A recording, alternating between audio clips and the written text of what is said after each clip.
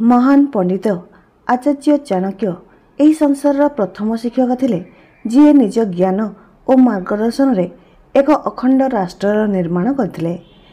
ସେ ଭାରତର ପ୍ରଥମ ଚକ୍ରବର୍ତ୍ତୀ ସମ୍ରାଟ ଚନ୍ଦ୍ରଗୁପ୍ତ ମୌର୍ଯ୍ୟଙ୍କ ଶିକ୍ଷକ ଓ ମାର୍ଗଦର୍ଶକ ଥିଲେ। ସେ କୌଟିଲ୍ୟ ଓ ବିଷ୍ଣୁଗୁପ୍ତ ନାମରେ ମଧ୍ୟ ଜଣାଯାଉଥିଲେ। ଚଣକଙ୍କ ପୁତ୍ର ହେବା କାରଣରୁ ତାଙ୍କୁ ଚାଣକ୍ୟ ନାମରେ ନାମିତ କରାଗଲା। ଆଚାର୍ଯ୍ୟ ଚାଣକ୍ୟ ନିଜ ମହାଜ୍ଞାନର ସଦୁପଯୋଗ କରି ଜନକଲ୍ୟାଣ ଓ ଅଖଣ୍ଡ ଭାରତର ନିର୍ମାଣ ପରି କେତେଗୁଡ଼ିଏ ସର୍ଜନାତ୍ମକ କାର୍ଯ୍ୟ କରିଥିଲେ।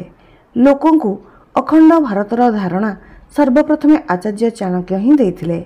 ତାଙ୍କ ଦ୍ୱାରା ରଚିତ ଅର୍ଥଶାସ୍ତ୍ର ନାମକ ଗ୍ରନ୍ଥ ରାଜନୀତି, ଅର୍ଥନୀତି, କୃଷି ଓ ସମାଜଶାସ୍ତ୍ର ଯେପରି ବିଷୟ ପାଇଁ ମହାନ ଗ୍ରନ୍ଥ ମନାଯାଏ। ଏକ ସାମ୍ରାଜ୍ୟର ଶକ୍ତିଶାଳୀ ବ୍ୟକ୍ତି ହୋଇ ମଧ୍ୟ ଏକ ଛୋଟ କୁଟୀରରେ ସେ ରହୁଥିଲେ। ଭାରତର ଭୂମି ଏହି ବିରାଟ ବ୍ୟକ୍ତିତ୍ୱ ପାଇଁ ତାଙ୍କଠାରେ ସର୍ବଦା ଋଣୀ ରହିଛି। ଚାଲନ୍ତୁ ଜାଣିବା ଚାଣକ୍ୟଙ୍କର କିଛି ମହତ୍ତ୍ୱପୂର୍ଣ୍ଣ ନୀତିବାଣୀ, ଅମୂଲ୍ୟବାଣୀ, ଯାହା ଆମ ପାଇଁ ଜାଣିବା ନିତାନ୍ତ ଜରୁରୀ ଅଟେ। ଭିଡ଼ିଓଟି ଶେଷ ପର୍ଯ୍ୟନ୍ତ ଦେଖନ୍ତୁ ଏବଂ ଲାଇକ୍, ସବସ୍କ୍ରାଇବ୍ କରନ୍ତୁ। ଏହି ଚାରୋଟି କଥା ମା'ର ଗର୍ଭରେ ନିଶ୍ଚିତ ହୋଇଯାଏ। ପ୍ରଥମ, ବ୍ୟକ୍ତି କେତେ ବର୍ଷ ବଞ୍ଚିବ। ଦ୍ୱିତୀୟ, ସେ କେଉଁ ପ୍ରକାର କାମ କରିବ। ତୃତୀୟ, ତା ପାଖରେ କେତେ ସମ୍ପତ୍ତି ହେବ। ଚତୁର୍ଥ, ତାର ମୃତ୍ୟୁ କେବେ ହେବ। ପୁତ୍ର, ମିତ୍ର, ସମ୍ବନ୍ଧୀୟ ସାଧୁକୁ ଦେଖି ଦୂରକୁ ଚାଲିଯାଆନ୍ତି, କିନ୍ତୁ ଯେଉଁ ଲୋକ ସାଧୁମାନଙ୍କୁ ଅନୁସରଣ କରନ୍ତି ତାଙ୍କଠାରେ ଭକ୍ତି ଜାଗ୍ରତ ହୋଇଥାଏ ଓ ତାଙ୍କ ସେହି ପୁଣ୍ୟରେ ତାଙ୍କ କୁଳ ଧନ୍ୟ ହୋଇଯାଏ। ଦ୍ୱିତୀୟ, ଯେମିତି ମାଛ ଆଖିରେ କଇଁଛ ଧ୍ୟାନ ଦେଇ ଓ ପକ୍ଷୀ ସ୍ପର୍ଶ କରି ତାର ଛୁଆକୁ ପାଳନ କରିଥାଏ, ସେହିପରି ସାଧୁ ସନ୍ଥମାନଙ୍କ ସଙ୍ଗତି ମନୁଷ୍ୟର ପାଳନ ପୋଷଣ କରିଥାଏ।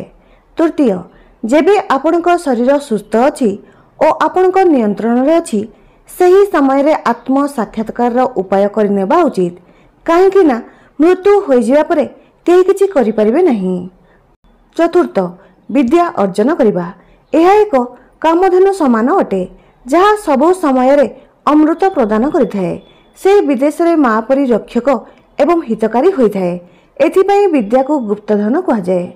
ପଞ୍ଚମ, ହଜାର ଗୁଣ ନଥିବା ପୁତ୍ରଠାରୁ ଭଲ ଏକ ଗୁଣୀ ପୁତ୍ର ହେବା, କାହିଁକି ନା ଗୋଟିଏ ଚନ୍ଦ୍ରମା ହିଁ ରାତିର ଅନ୍ଧକାରକୁ ଦୂର କରିଦେଇଥାଏ, କିନ୍ତୁ ଅସଂଖ୍ୟ ତାରା ମିଶି ଏହି କାମ କରିପାରନ୍ତି ନାହିଁ। ପଞ୍ଚମ, ଏକ ଏମିତି ବାଳକ ଯିଏ ଜନ୍ମ ସମୟରେ ମୃତ ଥିଲା।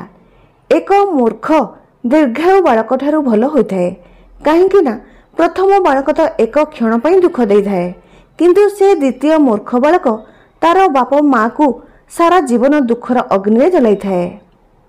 ଏହି ଛଅଟି କଥା ବ୍ୟକ୍ତିକୁ ବିନା ନିଆଁରେ ଜଳାଇଥାଏ। ପ୍ରଥମ, ଗୋଟିଏ ଛୋଟ ଗାଁରେ ବାସ କରିବା, ଯେଉଁଠାରେ କୌଣସି ସୁବିଧା ନାହିଁ। ଦ୍ୱିତୀୟ, ଏମିତି ବ୍ୟକ୍ତି ପାଖରେ ଚାକିରି କରିବା ଯିଏ ନିଜ କୁଳରେ ଜନ୍ମ ହୋଇଥାଏ।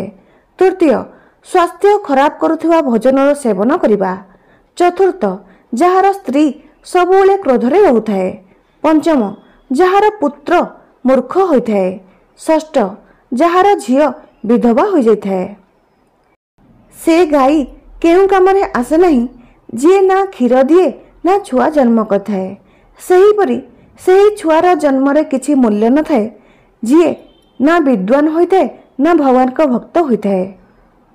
ଯେବେ କୌଣସି ବ୍ୟକ୍ତିର ଜୀବନରେ ଦୁଃଖ ଆସିଥାଏ ତ ଏହି ତିନି ଲୋକ ତାର ସାହାରା ହୋଇଥାନ୍ତି। ପ୍ରଥମ, ପୁଅ ଝିଅ। ଦ୍ୱିତୀୟ, ସ୍ତ୍ରୀ। ତୃତୀୟ, ଭଗବାନଙ୍କ ଭକ୍ତ। ଏହି ତିନୋଟି କଥା ଗୋଟିଏ ଥର ହିଁ ହେବା ଉଚିତ। ରାଜାର କହିବା, ବିଦ୍ୱାନ ବ୍ୟକ୍ତିର କହିବା, ଝିଅର ବିବାହ ହେବା। ଯେବେ ଆପଣ ତପ ବା ସାଧନା କରିଥାନ୍ତି ତ ଏକୁଟିଆ କରନ୍ତୁ।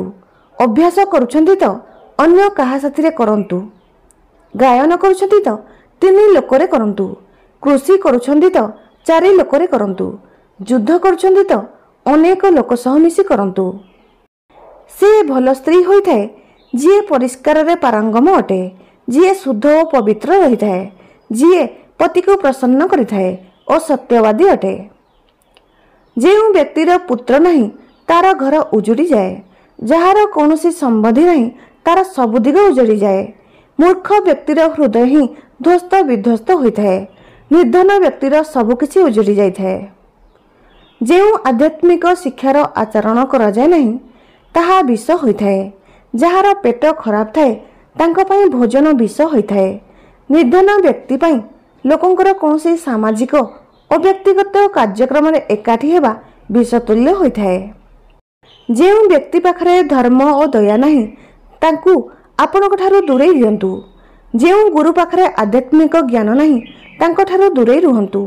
ଯେଉଁ ସ୍ତ୍ରୀର ମୁଖରେ ସବୁବେଳେ ଘୃଣା ଥାଏ ତାଙ୍କୁ ଦୂରେଇ ଦିଅନ୍ତୁ। ଯେଉଁ ସମ୍ପର୍କୀୟଙ୍କ ପାଖରେ ପ୍ରେମ ନାହିଁ ତାଙ୍କୁ ଆପଣଙ୍କଠାରୁ ଦୂରେଇ ଦିଅନ୍ତୁ। ଏକୁଟିଆ ଭ୍ରମଣ କରିବା ବ୍ୟକ୍ତିକୁ ବୁଢ଼ା କରିଦେଇଥାଏ। ଯଦି ଘୋଡ଼ାକୁ ସବୁବେଳେ ବାନ୍ଧି ରଖିବେ ତ ସେ ବୁଢ଼ା ହୋଇଯାଇଥାଏ। ଖରାରେ କପଡ଼ା ରଖିଲେ ପୁରୁଣା ହୋଇଯାଇଥାଏ। ପତି ପତ୍ନୀ ସମ୍ପର୍କରେ ପ୍ରେମ ନଥିଲେ ସମ୍ପର୍କ ବୁଢ଼ା ହୋଇଯାଏ। ପତିର ସ୍ନେହ ବିନା ସ୍ତ୍ରୀ ଶୀଘ୍ର ବୁଢ଼ୀ ହୋଇଯାଏ। ଏହି କଥାକୁ ବାରମ୍ବାର ଧ୍ୟାନ ଦିଅନ୍ତୁ ଓ ମନେ ରଖନ୍ତୁ। ଉଚିତ ସମୟ, ଉଚିତ ମିତ୍ର, ସଠିକ ଠିକଣା, ଟଙ୍କା ରୋଜଗାର ସଠିକ ସାଧନ, ଟଙ୍କା ଖର୍ଚ୍ଚ କରିବାର ଉଚିତ ଉପାୟ ଆପଣଙ୍କ ଉର୍ଜାର ସ୍ରୋତ। ବ୍ରାହ୍ମଣ ଅଗ୍ନିରେ ଭଗବାନଙ୍କୁ ଦେଖିଥାନ୍ତି। ଭକ୍ତର ହୃଦୟରେ ପରମାତ୍ମାଙ୍କ ବାସ ହୋଇଥାଏ। ଅଳ୍ପ ବୁଦ୍ଧି ଥିବା ଲୋକଙ୍କୁ ମୂର୍ତ୍ତିରେ ଭଗବାନ ଦେଖାଯାଆନ୍ତି, କିନ୍ତୁ ଯିଏ ବ୍ୟାପକ ଦୃଷ୍ଟି ରଖିଥାନ୍ତି ସେ ଭଗବାନଙ୍କୁ ସବୁ ଜାଗାରେ ଅଛନ୍ତି ବୋଲି ଜାଣିଥାନ୍ତି। ସେ ଜାଣିଥାନ୍ତି କି ଭଗବାନ ସର୍ବବ୍ୟାପୀ।